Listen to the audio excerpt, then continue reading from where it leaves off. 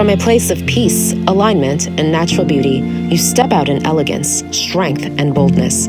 Draped in confidence, clothed in purpose, you carry more than style. You carry a calling. For the eco-conscious, kingdom-driven woman, whether building a business, walking confidently into your next divine assignment, or showing up in everyday excellence, Anastasia Styling is more than fashion. It reflects your divine identity. Our mission is to create quality, elegant, modest clothing for kingdom-driven women while being conscious about the planet. Every detail, stitch, and fabric is 100% organic, purposefully made with care for God's creation. Modest, modern, made with purpose. You're not just wearing a look, you are wearing confidence, calling, conviction. Conscious Chic by Anastasia Styling. Consciously styled for purpose. Shop the Conscious Chic collection today. Visit AnastasiaStyling.com and click Shop Now to explore the pieces. Welcome back to another episode of the Divinely Empowered Media Show, and I'm your host, Anastasia, and I'm glad to be here, and today we're going to be talking about how to manage your finances wisely. And so we have a special guest who is a financial advisor by the name of Kelly Flowers, someone whose journey through unexpected transitions led her to a powerful place of purpose and freedom. When life took an unplanned turn, instead of giving up, she leaned into faith and found an opportunity to start fresh. So some of you are probably getting ready to, transition to another job, or maybe some of you lost your job, or during COVID, things got a little bit difficult for you financially. So Kelly Flowers is going to be sharing with you tips on how to steward your finances the right way. She's definitely a woman of God, and she's going to be talking a little bit about her mission and her goals and why she started her business in the first place. She's going to be sharing with you the do's and don'ts of how to manage your finances and some of the mistakes you may be making and may not be realizing, and even how to work with the small. She brings experience, faith, and practical insights to the table, and I can't wait for all of us to hear from her. Hello, Kelly, and welcome to the Divinely Empowered Media Show. So glad to have you. How are you today? I'm good. Thanks for having me. It's an honor to be here. I'm excited for the conversation we're going to be having, because there's so many people who are living day to day, just trying to figure out how they're going to manage their finances, especially what's going on in the world. After the pandemic, some got really wise and started their own business, and their businesses thrived. And then for some, they lost their homes, they lost their jobs, and they're kind of in a rut, and they're basically starting all over again. And so I feel like what you are going to share with us is definitely needed in such a time as this. And for those who are already skyrocketing with their finances, but they just make poor financial decisions, I think this is going to be, very helpful for them as well. So let's get started. I'm really excited. Firstly, tell us a little bit about yourself and your story, your background, where you're coming from. Like, how did this idea, this business, 1114 Financials birth? Like, how did it come into existence? Sure. So my career that I did for 30 years is I'm a registered nurse, and have worked in the recovery room for 20 years. It was a place that I loved to work. It was my dream job. And so with that, and working through COVID hit, of course, and everybody knows about that, the pandemic. I worked through COVID, and then after COVID, I lost my job. I lost my job due to the fact that I was non-compliant with the vaccination mandate. And so they required, I had to be vaccinated, and I chose not to do that. So I really felt that God was leading me out of nursing and into something else, and wasn't really sure what that was. But with what birthed my business was the fact that my husband and I, Jim, were financially sound years before this even happened. Him and I went through a course called Financial Peace University. It's run by Dave Ramsey and his corporation. And we became better with our finances. I was always a budgeter, always okay with money, but this really kind of stepped it up for the two of us. We did Dave Ramsey-ish. We didn't do exactly the way that he tells you to do it, but it did work the way that we did it. We were able to get out of debt. We were able then to move forward into freeing up a lot of our money. And over time, we ended up paying off our home. And then at this point, we have a net worth of over $1 million. And so with that, and because of that, when I stepped away from my job, it gave me options and it gave me choices. This part of my life did not become a crisis. It became more of an inconvenience. And so I was able to take time off. I took about 7 to 8 months off before I really started to think about what I wanted to do next. And then I came across Dave Ramsey's Financial Coach Master Training, and I took that over the summer of 2022. And then ended up launching my business in 2023. And I've been coaching individuals, couples, professionals over the last 2.5 years and absolutely love it. I love walking alongside individuals. And this is where my passion comes. I want them to not have these situations in life, whether it's a loss of a job, a medical problem, or death in the family, to become a crisis. I want it to become an inconvenience for them that then allows them to have options. They don't have to rush and make hasty decisions.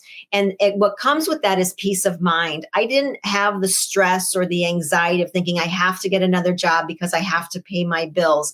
I was really able to take time and figure out what my next steps were. And so that's why I do what I do.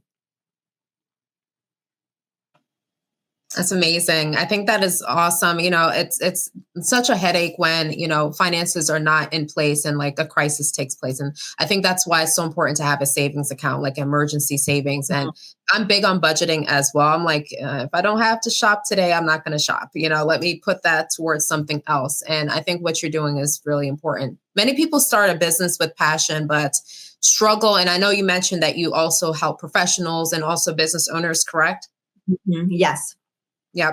So many people start a business with passion, but struggle with the financial side.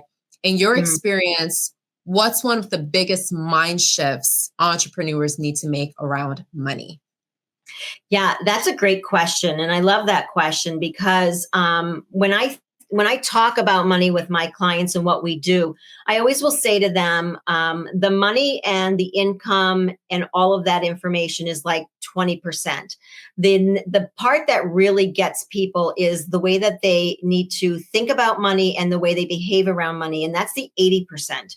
And so I would say the biggest mindset shift is teaching people and encouraging them to understand, one, why they spend money the way that they do and how they spend it, but also coming away with that money is a tool. It's not the goal, right? The goal is building a prosperous business, yes, but you want a business that's going to serve and to grow and to be there far beyond your initial stage. And so when we view money as a tool, we realize that it allows you to be intentional with what you're doing with your money. And so it's you in control of it, you telling it what to do and allowing you to reach your goals because of that. And so I think the biggest things around that is that money is a tool and you have to be intentional with it and we have to learn how to use it properly. I absolutely agree. Too many times people, and even during the COVID when, a lot of places were shut down, a lot of people, of course, lost their jobs or they couldn't go back into the office, they were getting checks. And some of them, instead of using that check and investing into something that could change their life forever, they went and spent it on clothes or spent it on things that they don't need at the moment. So I think it's really important to make smart money moves, even with the smallest. I mean, I feel like God even tests us with the small. He's like, if you can steward the small, you can definitely steward the much. Now, for new business owners or solopreneurs just starting out, what are some smart, simple ways to manage finances without getting overwhelmed? A lot of times people feel guilty, like, okay, I have my money. And then there's some like that they don't want to touch their money at all because they're like, okay, I know what it feels to, be in a place in my life where I don't have anything. Versus, right, those who are comfortable with spending their money, but they spend a little bit too much. Great question. A couple tips that I have is always starting off is knowing your numbers. Knowing exactly what you need, right? In scripture, it tells us in Proverbs, 27, 23, you need to be diligent to know the state of your flock, right? So back in that time, shepherds were huge and that was their occupation, but to know their flock and what's required and what attention and care that they need. And this is important in your business. You need to really understand and do the research to know what it is going to cost you to run your business. So I would say the first thing is to educate yourself, right? Get that knowledge, know your numbers, know what it is that you need to run this business. I think a lot of times we jump in and we kind of get ahead of ourselves a little bit. And unless you really know them, you can make hasty decisions. The second thing is always set up separate accounts. This is super important in managing your finances, is to separate your personal from your business. You should have a savings and checking account, and you should be able to manage that money within it. And when you know what's coming in and you see that and what's being allocated out, gives you a little bit more confidence, and it gives you the ability to have certainty in making those decisions that are coming that you need. The second thing is you grow at your wage. Actually, you grow at the speed of what's coming in. It's easy to get ahead of yourself, and people will tell you, oh, you should have this, and you should do this app, and you should use this technology. And if you don't have the money to use that right now, you need to kind of put that on the back burner. I encourage you to grow at the speed of your wage. You don't need everything. You find out what's important in your business in the beginning, what you do need. There's certain things that you will need, but you're not going to need everything. And when you really take a look at that, you won't overextend yourself, because when you start to get overextended, that's when things get messy. That's when the anxiety and the overwhelmed feeling will increase. And then you get super anxious about selling, or if whatever product that you sell, whether it's coaching or you have a product to sell, you start to become very needy. And when you do that and you're trying to get clients in, people sense that. And it's kind of like a retardant. They're not going to come into your business. And so definitely know your numbers, know that you separate your accounts out, and then grow at the speed of your wage, not at what you think and what everybody else is telling you. I love that you mentioned that, to grow with your wage. I was really big on that when I started my business, and I'm like you and I had conversations in the past about this. I'm like, sharks were coming for me, like big sharks, 500 Fortune company sharks. They were coming and they were like, oh, I know it all. And this is how to get rich in 30 days and how to be successful. But you're going to need this, and you're going to need to hire this, and you're going to need to have this. And it's like, okay, you're scaring me. Okay, you are really scaring me. They will tell you, oh, you need to get yourself a virtual assistant. You need to get yourself someone to take care of your finances. You need to get yourself an account. You need, they give you a list of things, and they're like, well, we are all about helping small business owners. And no, you're not. You have a specific strategy that you're trying to work with. And so a lot of small business owners, they go into business overwhelmed, thinking, oh my gosh, they need to have all of this excess stuff, and they don't need it as yet. But, as you're climbing up the ladder and you see that the money is flowing and there's consistent sales in your business, I think that's when it's time to invest in those things, especially those things that you feel like you're using the most. Like, oh, I'm always on Zoom. I'm always doing consultations. I'm always meeting with, folks from different states or different countries. Then invest in the Zoom, because it sucks if you're in the middle of a consultation with your client, then it just cuts off and they don't know how to access it again, Right. So I think as you grow in your business and as you get more comfortable and you see that foundation is being set, then that's the time for you to, spend a little bit more, invest a little bit more. But in the early stages, I think folks, even when you're climbing up the ladder, it's still very important to be wise with your finances. Mm-hmm. Yeah, so true. So true. Yeah. And it's always good too, to have, even reach out to people who've done this before, do your research, do your homework, pick somebody else's brain around these subjects, and find somebody who you trust that have started a business and say, walk me through what you've done. Nine times out of 10, entrepreneurs will sit alongside of you and say, I've done this, don't do this. And it's important. And this is why, this is why it didn't work for me. And so, don't ever be afraid to ask questions and to really get the knowledge that you need to move forward. In my business with financial coaching and the realm that I'm in, we always say a coach needs a coach. I have a business coach. I have somebody who's done this and is ahead of me in this process. And she helps me navigate this process for myself. And I ask her the question, she'll be like, oh, Kelly, don't do that. I did that and just skip that altogether. Or no, you're not going to need that right now. And so and that's investing in myself, right? And so it's important to have a mentor to walk you through these processes at times, but you don't want somebody who's trying to sell you something. You want somebody who's going to walk alongside this road, that's going to invest in what you are doing and build you up. And that's the process and that's the point of being an entrepreneur. We're building each other up. Next question I want to ask you, yes. What's your take on using credit cards or loans to start a business? Is it wise, or do you recommend another approach? I'm not a credit card girl and I'm not a loan girl.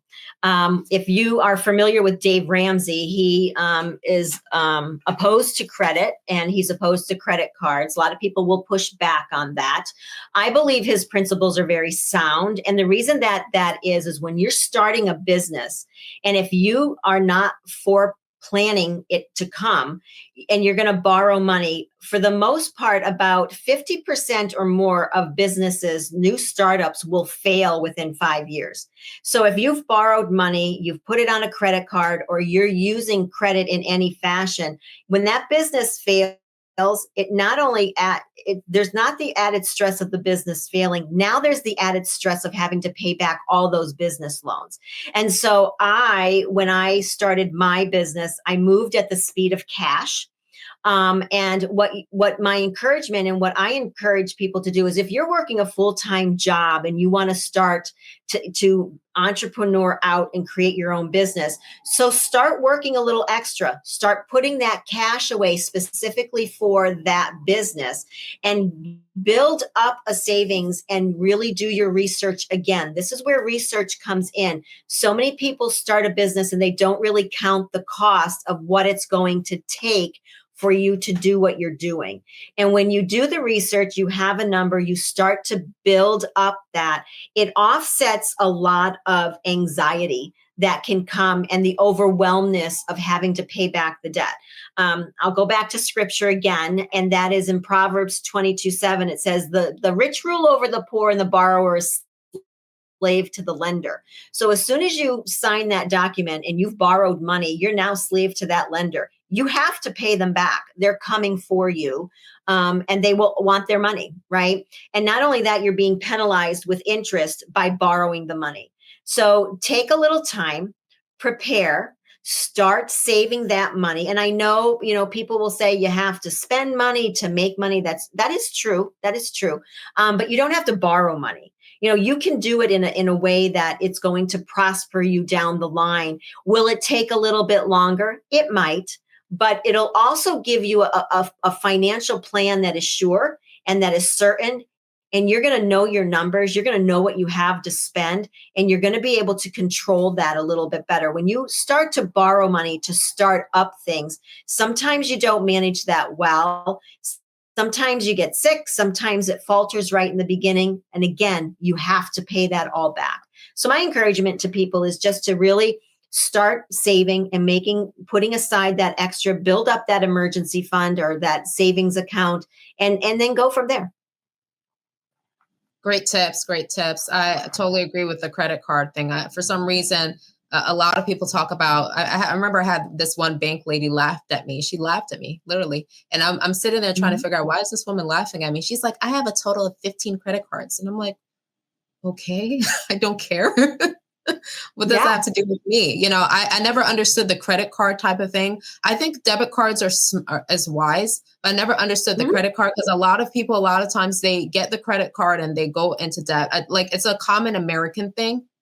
But people like in Nigeria, a lot of folks who come from Nigeria or like Africa, when they come to build homes or like everything, they purchase in cash. They purchase their houses in cash. They purchase their cars. Everything is in cash. They don't believe in credit cards or nothing like that. So I think that is really amazing. And like you said, some people may kind of disagree, but who cares? I agree 100%. Right. Well, the one point I want to make about that too is and this is a little analogy that I give. When people go to use their credit card, it's usually for like $200 or $300. Sometimes it's for $1,000 or whatever. And I always say this: would you walk into a bank and ask to borrow $1,000 at 19 to 29% interest? Would anybody do that? And the answer is usually no. You would never go to the bank to borrow $500 at 19 to 29% interest, anywhere between there. And yet we do that every day with our credit cards. And it's easy and it's convenient because it's plastic. There's no pain involved. And so when you look at it from that standpoint, it's not really a sound money decision. And I get it. People use it because they'll say, well, what if in case of an emergency? But that's where financial planning comes in. And that's where you start to build up your emergency fund so that you don't have to rely on the credit. Let's talk about separating personal and business money. And why is it so important? How can someone do that practically? Yeah, this is huge in business. There's so many times that people do not do this, and they mix up their money personally and with the business. And the reason I say that you separate them is because it's a accounting and tax nightmare when you don't do it. And it's also your credibility. You want to be able to show as a business owner that you're able to manage your finances and do it well. And you also need to know what your personal finances are. And I touched on this a little bit earlier about knowing your personal finances so that you understand what it is that you need to make in your business to sustain your life.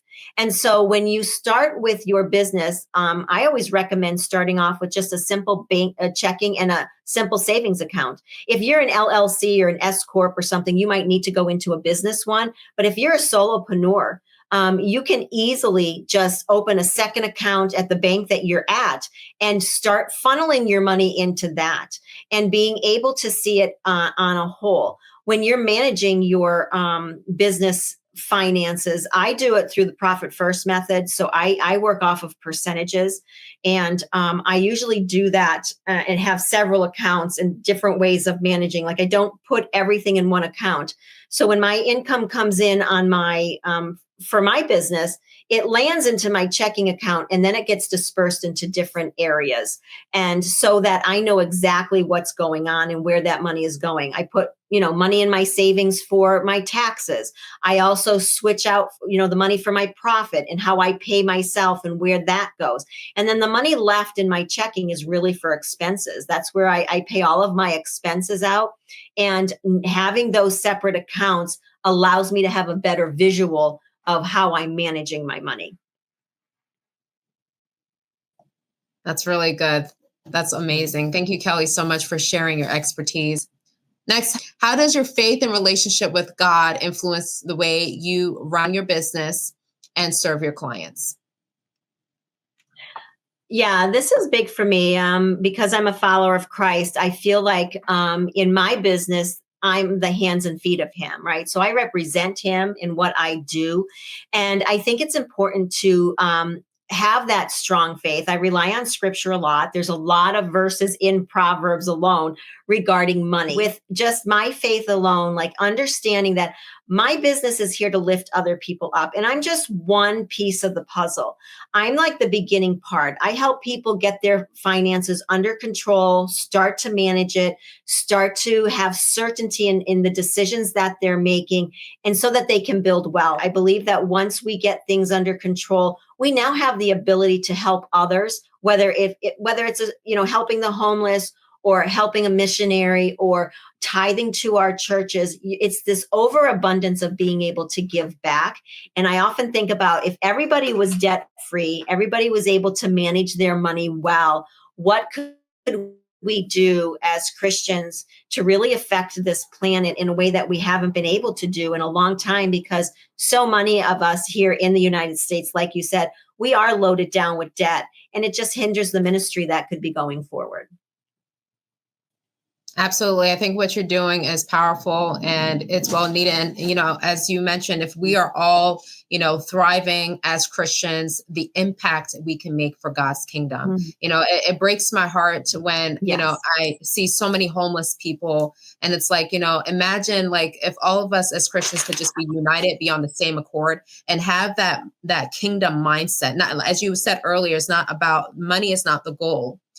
We're using it as a tool, so it's really powerful. Where can listeners connect with you and learn Yes. more about your services, programs, or upcoming sessions? Oh, sure. They can find me at my website, www.1114financials. So it's ELEVEN14financials.com. And it's the same 1114financials at outlook.com. I'm also on Facebook. Under that same name, 1114 Financials, and as well as under Kelly Ann Williams. I do post things on my personal page and also on Instagram. And it's 11_14_financials and also alignable. All right. Thank you so much, Kelly, for being on our show. We look forward to learning more about your business and having you again. Take care. Oh, thanks so much. Bye-bye. I hope you guys enjoyed tonight's episode. Also, I just want to let you know we have our magazine features now available. We have edition 1, edition 2, and edition 3. So if you're a gentleman that's looking to skyrocket your brand, we definitely have our magazines available for men. We have a lot of men entrepreneurs that are going to be coming up pretty soon, which I'm really excited about. We also have Dr. Pam Straker, who is a psychologist, a successful author, and also a caregiving expert. So if you're in a season where you are, concerned about your parents or concerned about a loved one that's going through a place in their life where they're not as independent as they used to be, Dr. Pam shares countless tips and advice of how to navigate through this season.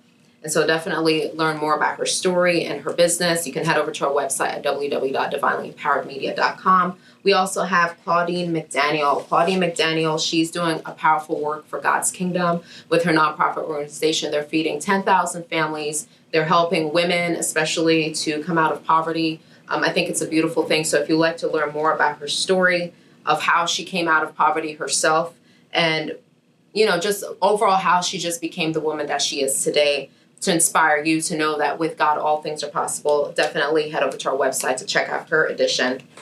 And then, as I mentioned with the men, we have Thomas Long, who is a former veteran. So definitely learn more about him. He's doing awesome work. We also have Barry Beaver, who's talking about stem cells if you're interested in improving your health God's way instead of depending on pharmaceutical and all of this crazy stuff that they give to us over the counter. So head over to our website once again, www.divinelympoweredmedia.com if you're interested in being a guest, being featured on our magazines, or just to learn more. Thank you again for your time, and I will see you soon. From a place of peace, alignment, and natural beauty, you step out in elegance, strength, and boldness. Draped in confidence, clothed in purpose, you carry more than style, you carry a calling. For the eco-conscious kingdom-driven woman, whether building a business, walking confidently into your next divine assignment, or showing up in everyday excellence, Anastasia styling is more than fashion. It reflects your divine identity. Our mission is to create quality, elegant, modest clothing for kingdom-driven women while being conscious about the planet. Every detail, stitch, and fabric is 100% organic, purposefully made with care for God's creation. Modest, modern, made with purpose. You're not just wearing a look, you are wearing confidence, calling, conviction. Conscious Chic by Anastasia Styling. Consciously styled for purpose. Shop the Conscious Chic collection today. Visit AnastasiaStyling.com and click Shop Now to explore the pieces.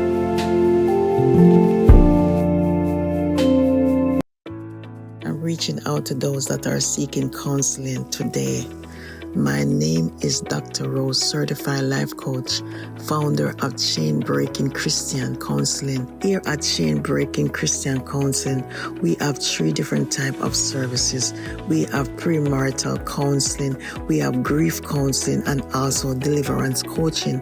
So whether you are preparing for a godly marriage, or you're grieving over a loved one or a child, or even your marriage, or if you're seeking deliverance from any type of trauma, anxiety, stress, or even spiritual warfare. We specialize in helping you navigate life challenge with faith-based counseling and coaching tailored to your need. We are here to embark with you on this journey of freedom. So book a 20 minutes complimentary session with us by calling us at 877-890-8517, or you can reach out to us on our website, chainbreakingchristiancounseling.com. Have a good day.